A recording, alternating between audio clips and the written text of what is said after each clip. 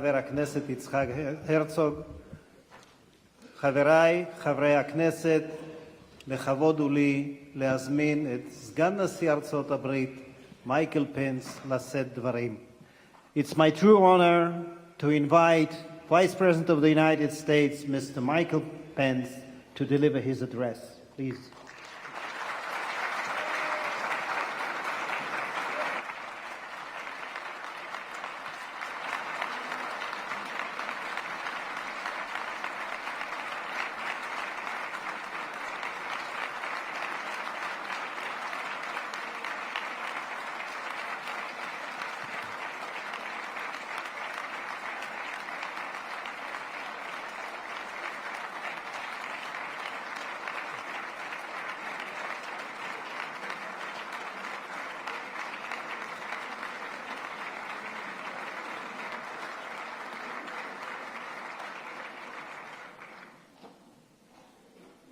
President Rivlin, Prime Minister Netanyahu, Speaker Edelstein, Leader Herzog, members of the Knesset, justices of the Supreme Court, citizens of Israel.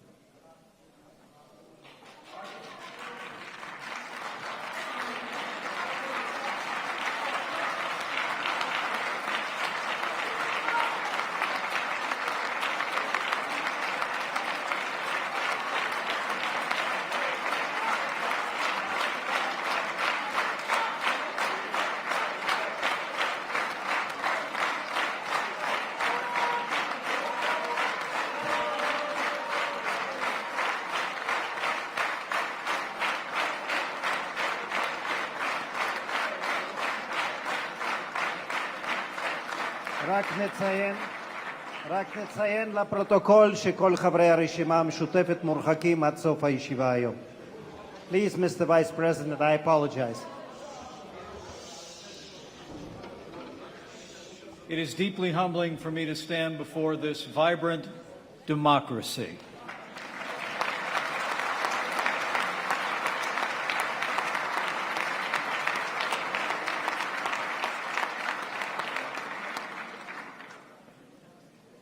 To have the great honor to address this Knesset, the first Vice President of the United States to be afforded that privilege. Here, in Jerusalem, the capital of the State of Israel.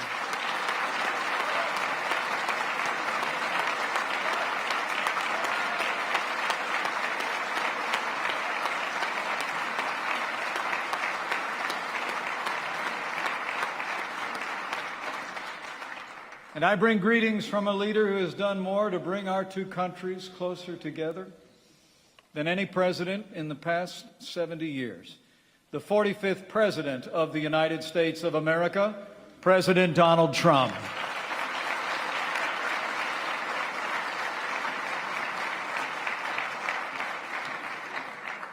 Thanks to the President's leadership, the alliance between our two countries has never been stronger. And the friendship between our peoples has never been deeper. And I am here to convey a simple message from the heart of the American people. America stands with Israel.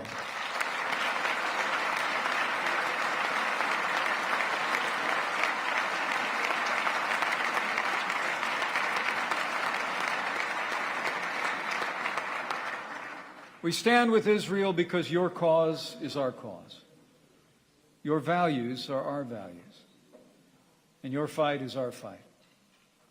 We stand with Israel because we believe in right over wrong, in good over evil, and in liberty over tyranny. We stand with Israel because that's what Americans have always done. And so has it been since my country's earliest days.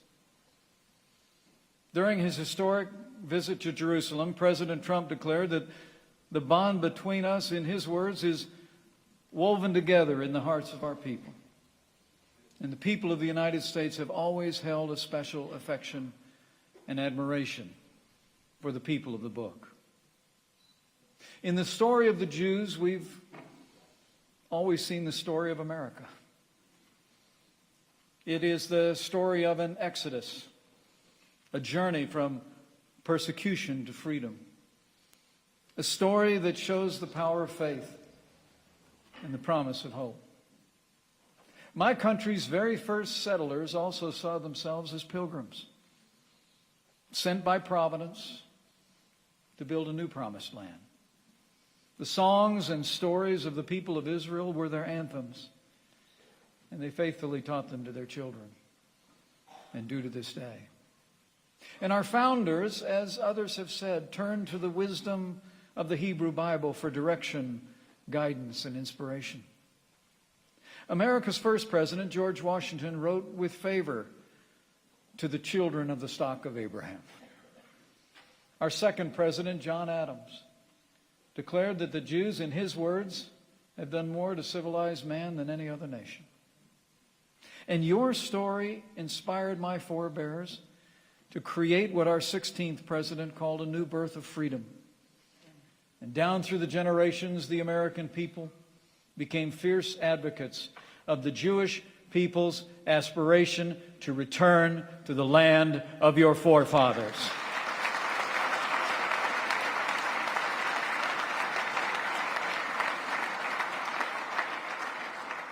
To claim your own new birth of freedom in your beloved homeland. The Jewish people held fast to a promise through all the ages, written so long ago, that even if you'd been banished to the most distant land under the heavens, from there he would gather and bring you back to the land which your fathers possessed. Through a 2,000-year exile, the longest of any people anywhere, through conquests and expulsions, inquisitions, and pogroms, the Jewish people held on to this promise. And they held on to it through the longest and darkest of nights. A night Elie Wiesel proclaimed 7 times sealed. A night that transformed the small faces of children into smoke under a silent sky. A night that consumed the faith of so many. It challenges the faith of so many still. And tomorrow, when I stand with my wife at Yad Vashem to honor the 6 million Jewish martyrs of the Holocaust, we will marvel at the faith and resilience of your people, who just 3 years after walking beneath the shadow of death rose up from the ashes to resurrect yourselves, to reclaim a Jewish future, and to rebuild the Jewish state.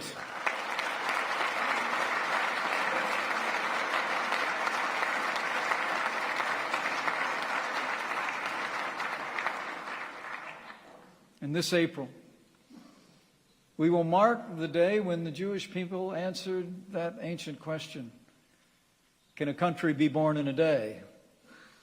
Can a nation be born in a moment? As the state of Israel celebrates the 70th anniversary of its birth.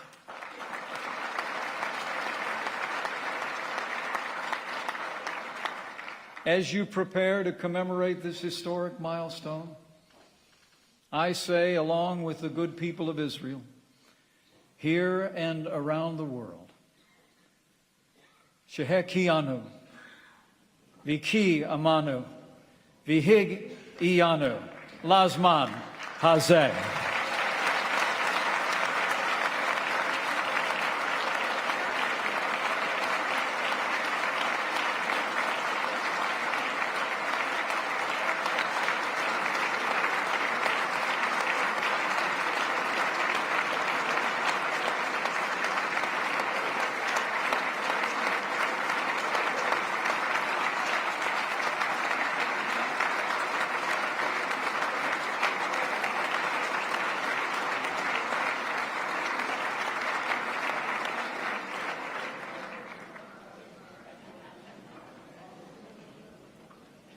70 years ago, the United States was proud to be the first nation in the world to recognize the State of Israel.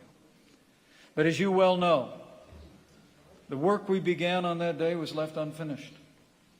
For while the United States recognized your nation, one administration after another refused to recognize your capital.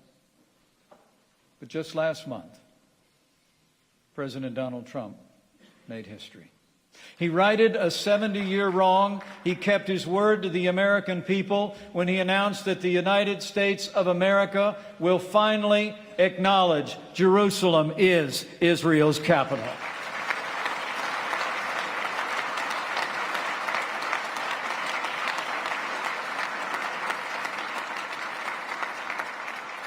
The Jewish people's unbreakable bond to this sacred city reaches back more than 3,000 years.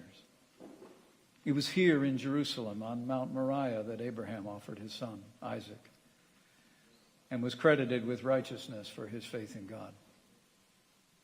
It was here in Jerusalem that King David consecrated the capital of the Kingdom of Israel.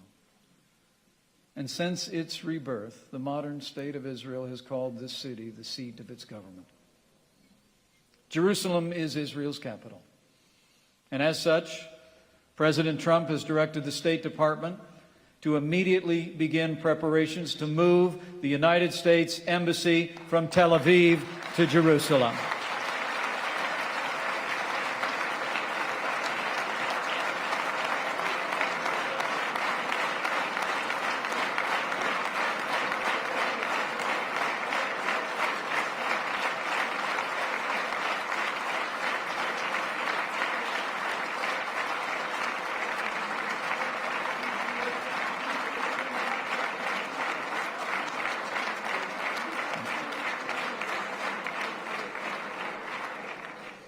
In the weeks ahead, our administration will advance its plan to open the United States Embassy in Jerusalem.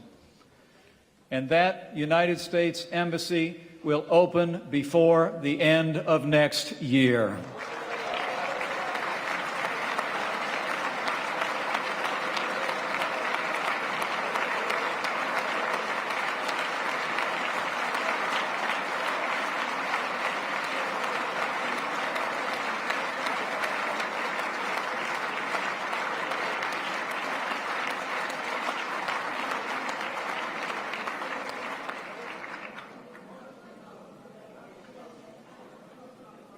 Our president made his decision, in his words, in the best interest of the United States. But he also made it clear that we believe that his decision is in the best interest of peace. By finally recognizing Jerusalem as Israel's capital, the United States has chosen fact over fiction. And fact is the only true foundation for a just and lasting peace. Under President Trump, the United States of America remains fully committed to achieve a lasting peace between Israelis and Palestinians.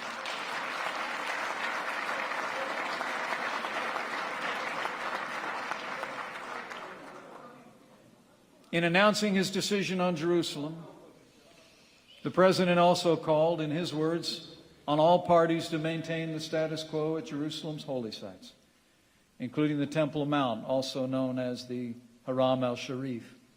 And he made it clear that we're not taking a position on any final status issues, including the specific boundaries of the Israeli sovereignty in Jerusalem or the resolution of contested borders.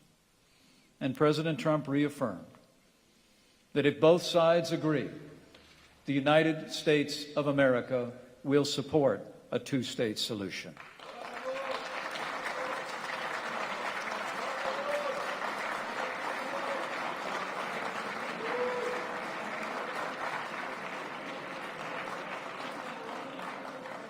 Now, we know Israelis want peace.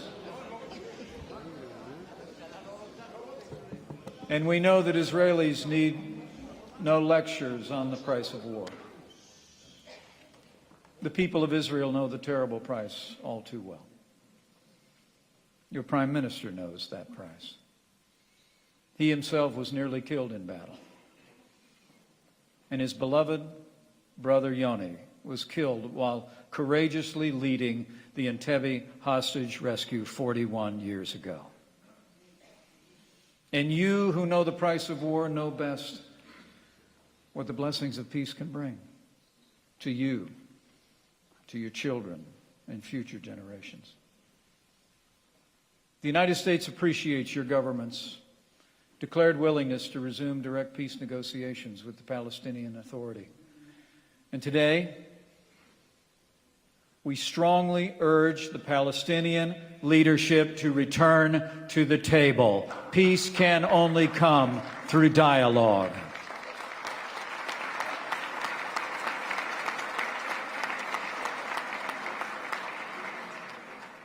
Now, we recognize that peace will require compromise.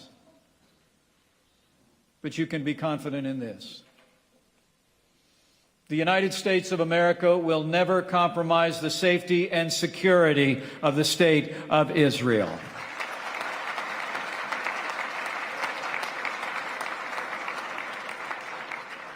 Any peace agreement must guarantee Israel's ability to defend itself by itself.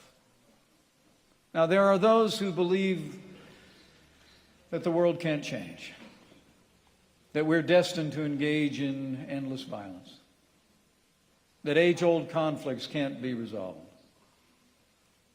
and that hope itself is an illusion. But my friends, President Trump doesn't believe it. I don't believe it, and neither do you. I stand here today in a city whose very name means peace. And I stand here. I know that peace is possible because history records that Israel has made the very difficult decisions to achieve peace with its neighbors in the past. Over the past 2 days, I've traveled to Egypt and Jordan, two nations with whom Israel has long enjoyed the fruits of peace. I spoke with America's great friends, President al-Sisi of Egypt and King Abdullah of Jordan, about the courage of their predecessors who forged an end to conflict with Israel in their time. And those two leaders prove every day that trust and confidence can be a reality among the great nations who call these ancient lands home. In my time with those leaders and with your Prime Minister, we discussed the remarkable transformation that is taking place across the Middle East today and the need to forge a new era of cooperation in our day and age. The winds of change can already be witnessed across the Middle East. Long-standing enemies are becoming partners. Old foes are finding new ground for cooperation. And the descendants of Isaac and Ishmael are coming together in common cause as never before. Last year in Saudi Arabia, President Trump addressed an unprecedented gathering of leaders from more than 50 nations at the Arab Islamic American Summit. He challenged the people of this region to work ever closer together, to recognize shared opportunities and to confront shared challenges. And the president urged all who call the Middle East their home to, in his words, meet history's great test and conquer extremism and vanquish the forces of terrorism together.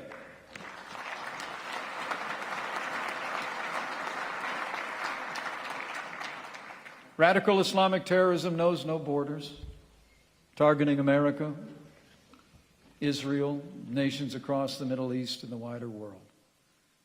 It respects no creed, stealing the lives of Jews, Christians, and especially Muslims. And radical Islamic terrorism understands no reality other than brute force. Together with our allies, we will continue to bring the full force of our might to drive radical Islamic terrorism from the face of the earth.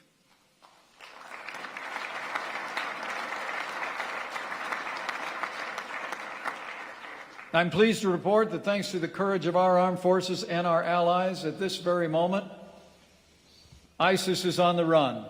Their capital has fallen, their so-called caliphate has crumbled, and you can be assured we will not rest, we will not relent until we hunt down and destroy ISIS at its source, so it can no longer threaten our people, our allies, or our way of life. Now, the United States and Israel have long stood together to confront the terrible evil of terrorism, and so we will continue. And across the Middle East, Arab leaders have responded as well to the President's call with unprecedented action to root out radicalism and prove the emptiness of its apocalyptic promises. As President Trump made clear in Saudi Arabia, we will continue to stand with our allies and stand up to our enemies. We will work with all of our partners to starve, in his words, terrorists of their territory, their funding, and the false allure of their craven ideology. We will also support faith leaders in this region and across the world as they teach their disciples to practice love, not hate. And we will also help persecuted peoples who've suffered so much at the hands of ISIS and other terrorist groups. To this end, the United States has redirected funding from ineffective relief efforts, and for the first time, we're providing direct support to Christian and other religious minorities as they rebuild their communities after years of repression and war.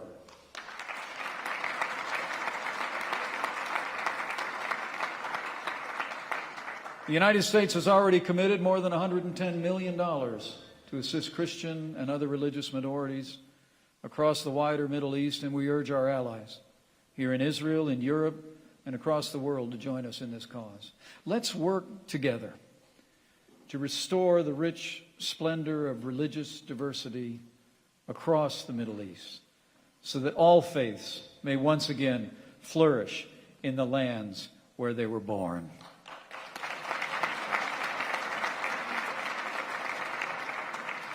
As we work to defeat the scourge of terrorism and give aid to those who have suffered at its hands, we must also be resolved and vigilant to prevent old adversaries from gaining any new ground. To that end, the United States will continue to work with Israel and with nations across the world to confront the leading state sponsor of terror, the Islamic Republic of Iran.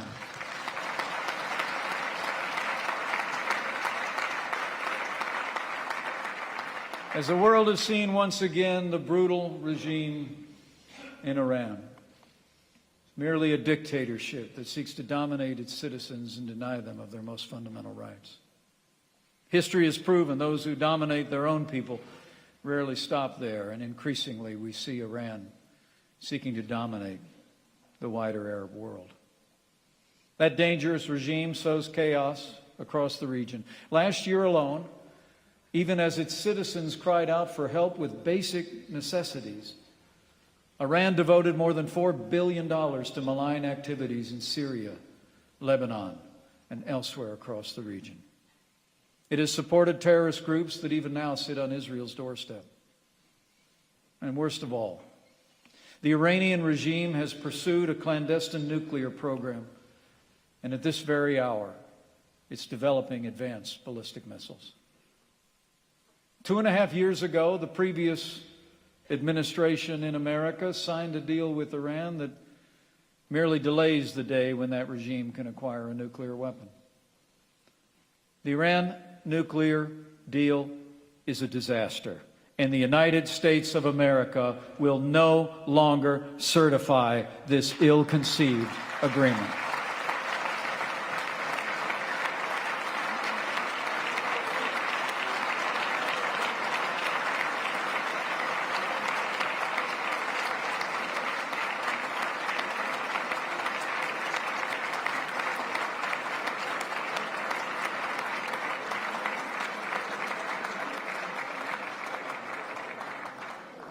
At President Trump's direction, we're working to enact effective and lasting restraints on Iran's nuclear and ballistic missile programs.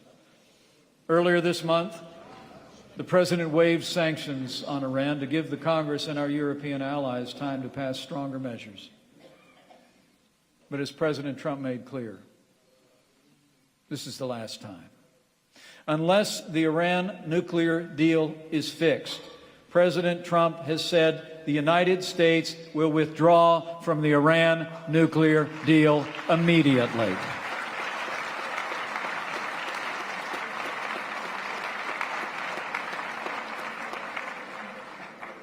Whatever the outcome of those negotiations today, I have a solemn promise to Israel, to all the Middle East, and to the world. The United States of America will never allow Iran to acquire a nuclear weapon.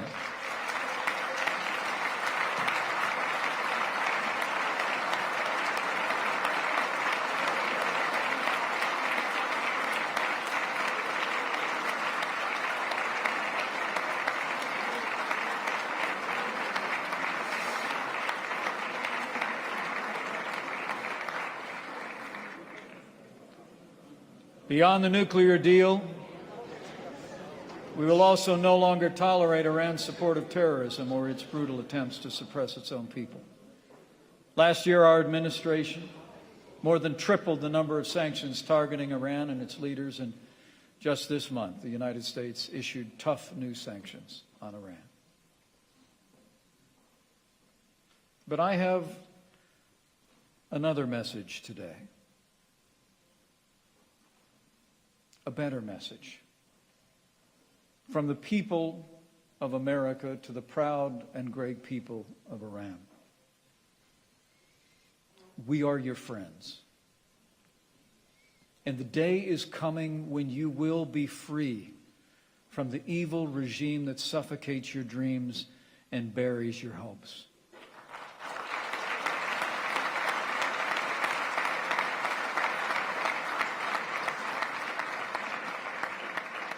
And when your day of liberation finally comes, we say to the good people of Iran, the friendship between our peoples will blossom once again.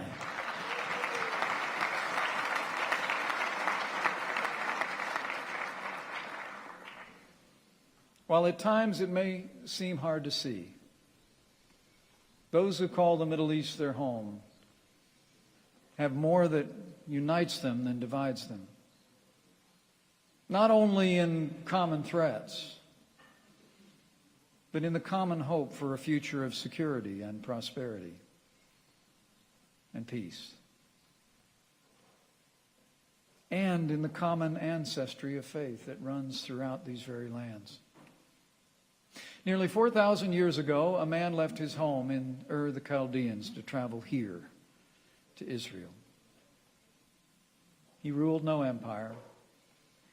He wore no crown. He commanded no armies. He performed no miracles. Delivered no prophecies. Yet to him was promised descendants as numerous as the stars of the sky. Today, Jews, Christians, and Muslims, more than half the population of the earth, and nearly all the people of the Middle East, claim Abraham as their forefather in faith. Only steps from here in the old city of Jerusalem, we see the followers of these three great religions in constant contact with one another. And we see each faith come to life in new and renewed ways every day. At the Church of the Holy Sepulchre, we see a Christian child receiving the gift of grace in baptism. At the Western Wall, we see a young Jewish boy being bar mitzvahed. And at the Haram al-Sharif, we see young Muslims, heads bowed in prayer. In Jerusalem, we see all this and more. And so today, as I stand in Abraham's promised land, I believe that all who cherish freedom and seek a brighter future should cast their eyes here to this place and marvel at what they behold. How unlikely was Israel's birth? How more unlikely has been her survival? And how confounding and against the odds has been her thriving? You've turned the desert into a garden, scarcity into plenty, sickness into health, and you turned hope into a future. Israel is like a tree that has grown deep roots in the soil of your forefathers, yet as it grows, it reaches ever closer to the heavens. And today and every day, the Jewish state of Israel and all the Jewish people bear witness to God's faithfulness, as well as your own. It was the faith of the Jewish people that gathered the scattered fragments of a people and made them whole again. That took the language of the Bible and the landscape of the Psalms and made them live again. And it was faith that rebuilt the ruins of Jerusalem and made them strong again. The miracle of Israel is an inspiration to the world. And the United States of America is proud to stand with Israel and her people as allies and cherished friends.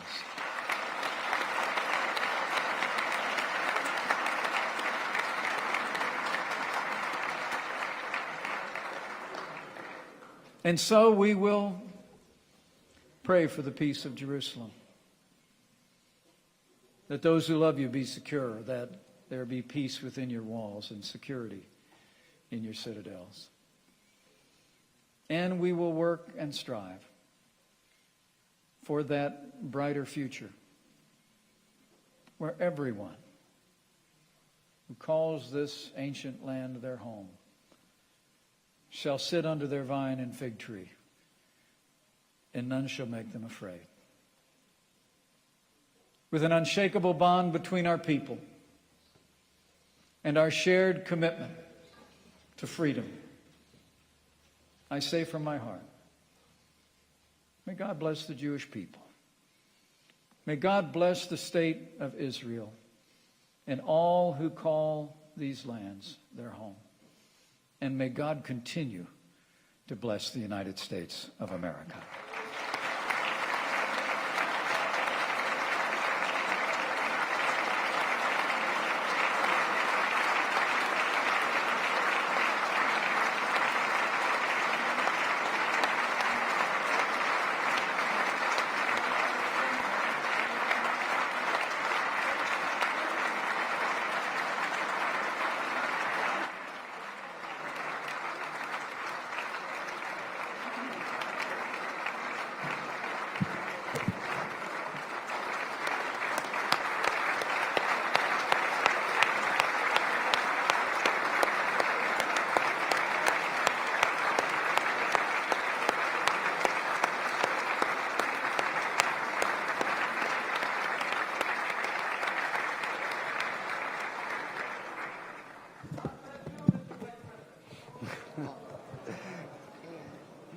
גברתי מזכירת הכנסת. אבקש מחברי הכנסת והקהל לכבד בקימה את יציאת נשיא המדינה. כבוד הנשיא.